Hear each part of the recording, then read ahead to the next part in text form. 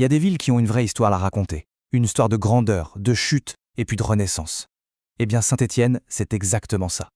C'est l'épopée d'une puissance industrielle qui a été frappée de plein fouet et qui a dû tout réinventer pour ne pas sombrer. Une transformation vraiment spectaculaire qu'on va découvrir ensemble. Franchement, quand on dit Saint-Étienne, qu'est-ce qui vient en tête? Le foot, bien sûr, les Verts, une ville un peu ouvrière peut-être, ou alors pas grand-chose de super précis. Et c'est ça qui est intéressant. L'identité de cette ville, c'est un alliage, un mélange complexe qui a été forgé par des siècles d'une histoire pour le moins agitée. Voilà ce qu'elle était à la base. Son ADN, c'était ça, l'industrie.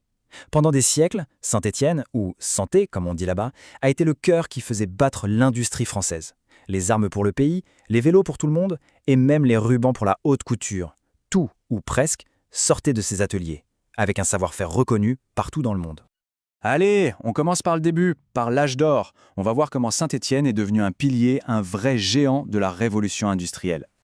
Ce qui est dingue avec cette phrase, c'est la date, 1592. On est bien avant la machine à vapeur, hein. Et déjà, la réputation de la ville était faite. On ne la comparait pas à n'importe quoi, mais aux forges de Vulcain, le dieu du feu chez les Romains. Ça donne une petite idée de l'ambiance et du savoir-faire qui existait déjà à l'époque. Et au XIXe siècle, alors là, tout s'emballe. Saint-Étienne est carrément à la pointe de la modernité. C'est elle qui accueille la toute première ligne de chemin de fer de toute l'Europe continentale. Rien que ça. Elle gagne en importance, elle devient un centre administratif. Et la population, elle explose. Imaginez, elle est multipliée par 5 en à peine 35 ans. C'est juste énorme. Mais bon, après l'ascension fulgurante vient souvent la chute. Et les empires industriels ne font pas exception. On aborde maintenant la période la plus sombre de l'histoire de la ville, celle de l'effondrement. Ces chiffres, ils sont brutaux, ils parlent d'eux-mêmes. En 1968, la ville est à son sommet, plus de 225 000 habitants. Aujourd'hui, on est autour de 172 000. C'est une perte de plus de 50 000 personnes.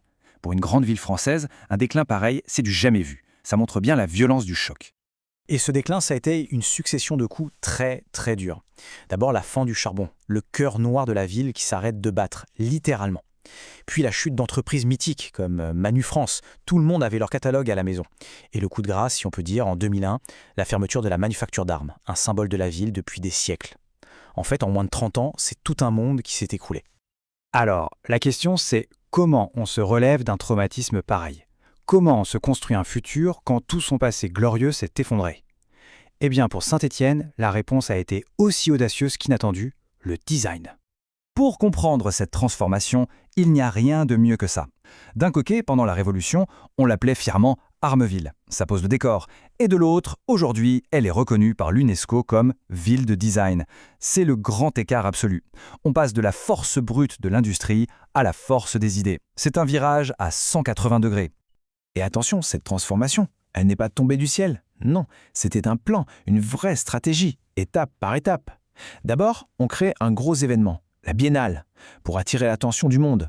Ensuite, on construit un lieu emblématique, la Cité du Design, et pas n'importe où, sur les ruines de l'ancienne usine d'armes.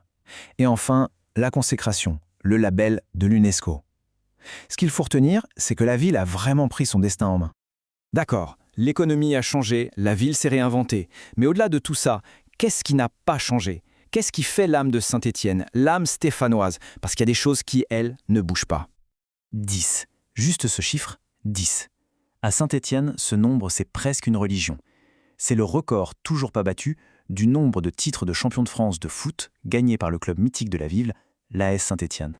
Les Verts, c'est beaucoup plus qu'une équipe de foot. C'est la fierté de tout un peuple, un symbole de la ferveur, de la résistance de la ville. Et leur stade, le fameux Chaudron, il porte bien son nom. C'est une arène en fusion, une ambiance de folie connue dans toute l'Europe qui vient tout droit de la passion des anciens ouvriers et des mineurs.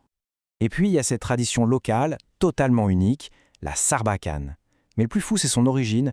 On l'a conseillé aux mineurs comme une sorte de kiné respiratoire pour entraîner leur souffle et cracher la poussière de charbon.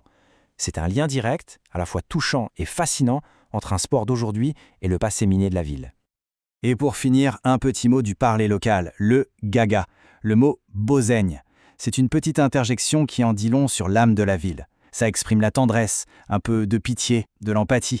Ça révèle ce côté très humain, très chaleureux des Stéphanois. Au final, toute cette histoire de Saint-Étienne, elle nous amène à cette grande question. Ce que la ville a réussi de formidable, c'est de transformer ses cicatrices industrielles en fondation pour son futur créatif. Elle n'a pas renié son passé, le charbon, l'acier, au contraire, elle s'en est servie comme d'un tremplin.